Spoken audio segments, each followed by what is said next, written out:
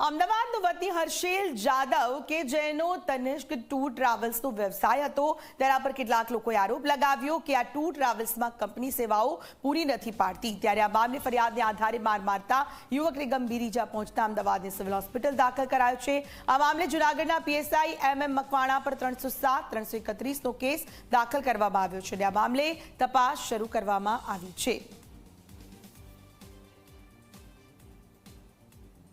જણાવ્યા મુજબ પોતાના ભાઈ હર્ષિલભાઈને જ્યારે બી ડિવિઝન પોલીસ સ્ટેશનમાં 400-420ના કેસના કામે જ્યારે અટક કરવામાં આવેલા તે સમયે તપાસ કરનાર અધિકારી શ્રી પીએસઆઈ મકવાણા દ્વારા તેમને મારવામાં આવેલો અને આ બાબતેની રજૂઆત છે જે તે સમયે તેમના જે ભાઈ છે હર્ષિલભાઈ તેમને નામદાર કોર્ટમાં રજૂઆત કરેલી હોય અને તેમની છે તપાસ નામદાર કોર્ટ દ્વારા પણ શરૂ હોય, પરંતુ ગઈકાલે છે